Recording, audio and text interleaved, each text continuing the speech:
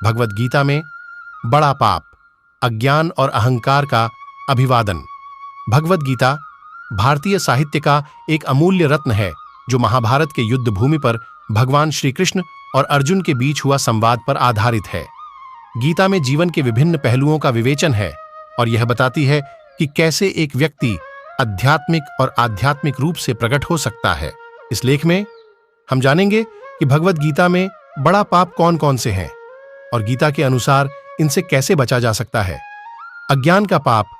भगवद गीता में बड़े पापों में से एक अज्ञान को माना गया है।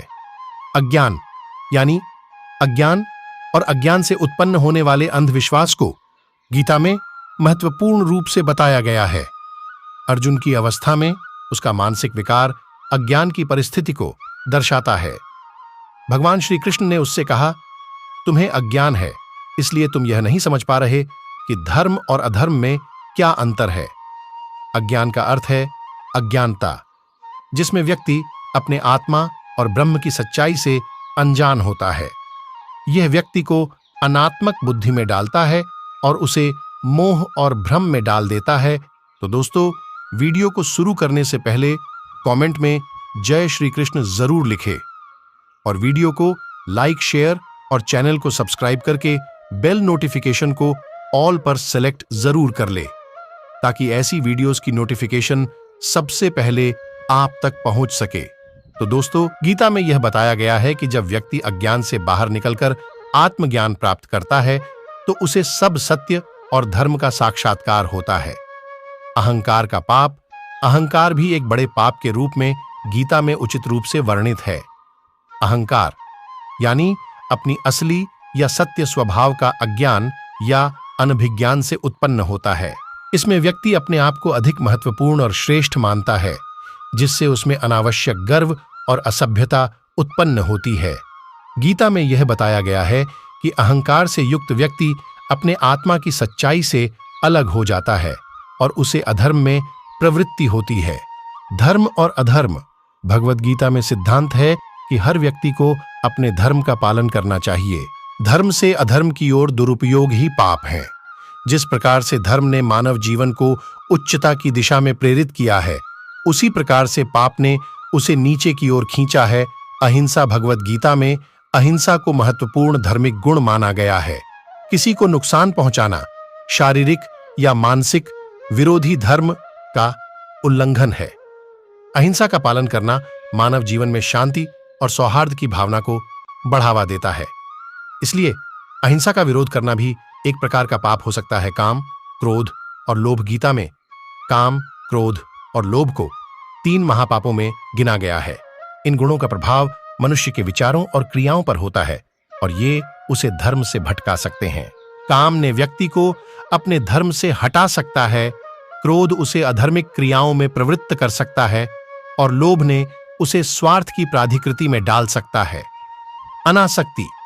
भगवद गीता में कर्मों में अनासक्ति का सिद्धांत बताया गया है, जिससे यह स्पष्ट होता है कि फल की आसक्ति भी एक प्रकार का आत्मा को बंधन में डालने वाला पाप है।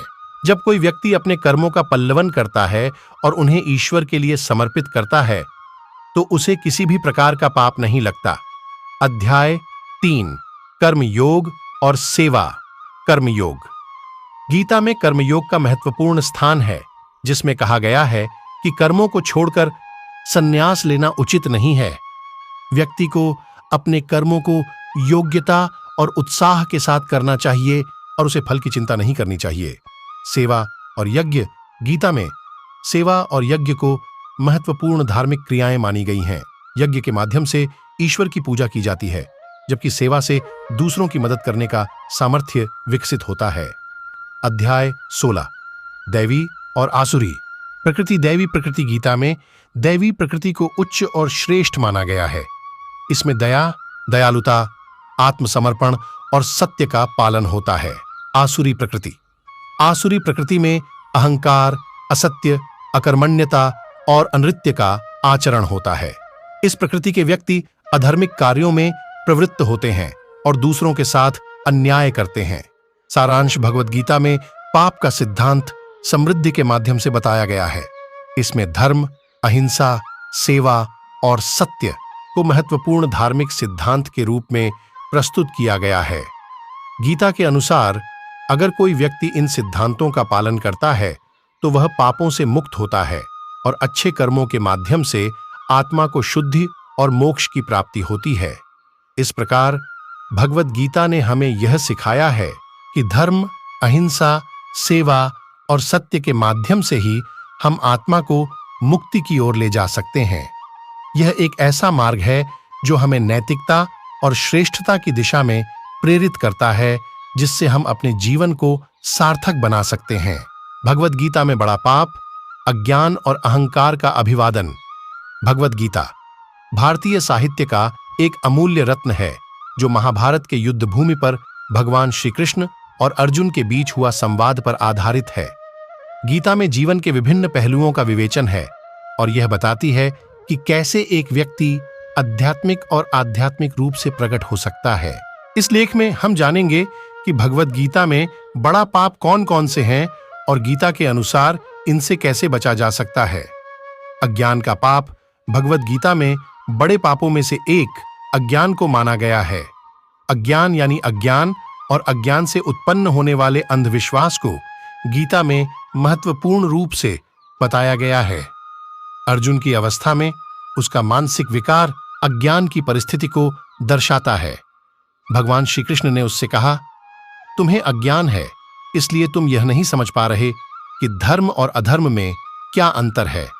अज्ञान का अर्थ है अज्ञानता, जिसमें व्यक्ति अपने आत्मा और ब्रह्म की सच्चाई से अनजान होता है। यह व्यक्ति को अनात्मक बुद्धि में डालता है और उसे मोह और भ्रम में डाल देता है। गीता में यह। तो दोस्तों, आपको यह हमारा वीडियो कैसा लगा? और हम आपको इस वीडियो में कोई भी कसम नहीं दे रहे हैं, लेकिन आप अगर श्री कृष्ण भगवान के सच्चे भक्त हैं और आप अपने मम्मी पापा से प्यार करते हैं तो आप हमारे इस YouTube चैनल को सब्सक्राइब कर ले और वीडियो को लाइक करके कमेंट्स में जय श्री कृष्ण जरूर लिखें। और अब हम आपको मिलेंगे किसी ऐसे ही वीडियो में।